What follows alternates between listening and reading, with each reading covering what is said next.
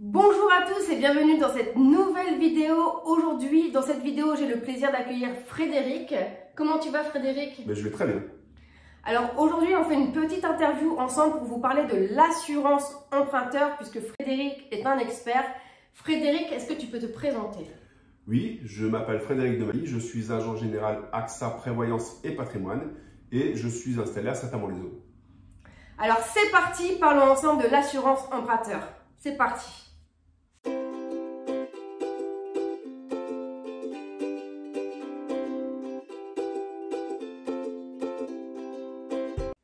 Alors, l'assurance emprunteur, on la prend lorsque l'on fait un crédit. Donc, il y a le crédit et l'assurance emprunteur. Alors, Frédéric, est-ce que tu peux nous expliquer concrètement comment ça fonctionne? Bien sûr. L'assurance emprunteur est une assurance obligatoire, bien souvent proposée par les banques afin d'assurer le prêt immobilier. Ça permet de vous assurer lors d'aléas de la vie, qui peuvent être un arrêt de travail, une invalidité, ou le cas le plus important, le décès. D'accord. Et concrètement, lorsqu'on a par exemple une assurance emprunteur pour un arrêt de travail, Oui. Comment ça se passe? La plupart du temps, ça respecte une franchise. La franchise, c'est un délai nécessaire à l'assurance pour dire de prendre le pas sur les remboursements que vous êtes obligé de faire. La franchise, elle va de combien de temps à peu près? Imaginons, moi aujourd'hui, je suis salarié, j'ai un accident de travail. Est-ce qu'on peut faire du coup une demande à l'assurance pour être indemnisé tout de suite? Bien sûr, le plus couramment, les franchises sont de 90 jours, autrement dit 3 mois. Mais il faut, dès le premier jour d'arrêt de travail, transmettre son arrêt de travail à son organisme bancaire. Pour une simple et bonne raison, c'est que ce sera le cumul des arrêts de travail qui arriveront à la franchise de 90 jours qui permettront effectivement à la banque et donc à l'assurance de prendre le pas. D'accord. Donc là, on a vu l'arrêt de travail. En cas d'invalidité, est-ce que c'est exactement les mêmes démarches? C'est la même démarche suivant le niveau de couverture de votre assurance. Tous n'ont pas les mêmes niveaux de couverture. Mais c'est effectivement le même principe. D'accord, donc de toute façon, tout ça, c'est écrit dans le contrat. Évidemment, c'est des choses que vous pouvez retrouver dans vos conditions particulières. Est-ce que, du coup, on peut avoir une assurance complémentaire en cas de décès pour protéger en quelque sorte le conjoint? Évidemment, l'assurance décès est l'assurance incontournable. C'est l'assurance qui permettra effectivement de vous prémunir ou de prémunir le conjoint survivant dans le cas du décès d'un des deux emprunteurs. D'accord. Donc ça, c'est vraiment un point très important parce que moi, c'est la question qu'on me pose souvent. Oui. Des fois, certaines banques assurent les personnes, mais à 50%. Donc ça, c'est vraiment un point qu'il faut vérifier lorsque vous faites un prêt. Donc au niveau de l'assurance, que vraiment vous soyez à 100%. Donc j'imagine que ça coûte un petit peu plus par contre. Effectivement, les assurances fonctionnent par palier ou par niveau de couverture. Et bien évidemment, en fonction du niveau de couverture, le tarif est plus ou moins important. Donc imaginons si on fait en quelque sorte la bêtise d'être à 50%, comment ça fonctionne en cas d'indemnité?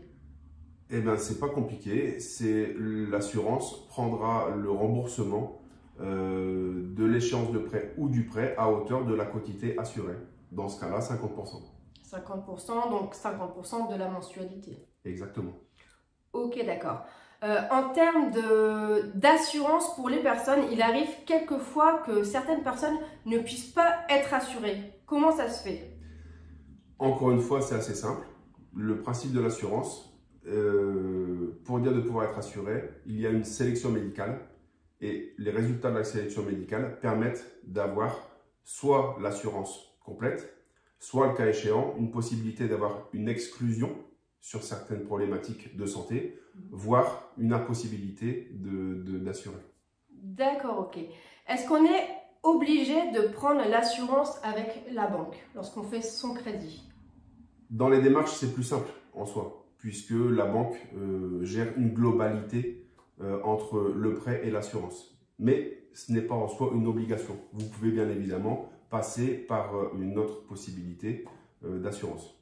En fait, c'est beaucoup plus facile d'avoir son prêt si on passe par la banque par l'assurance de la banque.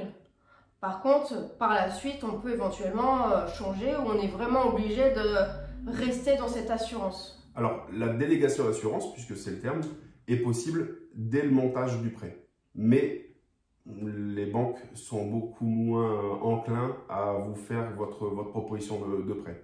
En revanche, dès lors que votre prêt est acté et démarré, vous pouvez bien évidemment revoir votre partie assurantielle.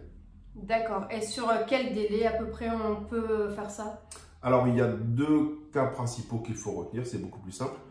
Le premier cas, c'est dans la première année durant laquelle vous avez déclenché votre prêt. Dans ce cas-là, vous pouvez revoir votre assurance emprunteur sans pour autant avoir de difficultés à le faire. La deuxième possibilité, c'est dès lors que vous allez au-delà de la première année d'ancienneté de votre prêt, vous êtes obligé de respecter la date anniversaire de votre prêt et à partir de là, 2 mois de préavis par rapport à votre date anniversaire. D'accord, ok. Donc ça c'est important de vraiment connaître bien ces délais. Donc à partir du moment où tu fais ton crédit, tu peux, dans un délai de 1 an, changer facilement d'assurance. Par contre là c'est à la date d'anniversaire et il y a une petite subtilité par rapport à la date d'anniversaire. La date d'anniversaire, ça correspond à la date de signature des offres de prêt. D'accord, et non du crédit. Exactement, et non du déclenchement du crédit. Ok, super. Est-ce que tu as d'autres choses à nous partager concernant l'assurance emprunteur? Je peux avoir d'autres éléments effectivement, parce que l'assurance emprunteur bien souvent est faite de manière assez simple et basique en banque. Pour autant, dès lors que vous faites appel à des professionnels, vous allez pouvoir vous rendre compte qu'il y a beaucoup de possibilités d'assurance, soit effectivement avec un coût moins important, soit avec un niveau de couverture bien plus élevé. C'est ça, par rapport aux besoins de chacun. Exactement. Donc, si vous avez des questions concernant l'assurance emprunteur, n'hésitez pas à les mettre en dessous de la vidéo. Frédéric se fera un plaisir de vous répondre. Évidemment. Si vous avez besoin d'informations complémentaires, vous pouvez bien sûr contacter directement Frédéric. Je vais mettre toutes les informations concernant comment faire pour le contacter, numéro de téléphone, mail, Facebook. Il y a plusieurs possibilités. Et moi, je vous dis à bientôt pour une nouvelle vidéo. Salut! À bientôt!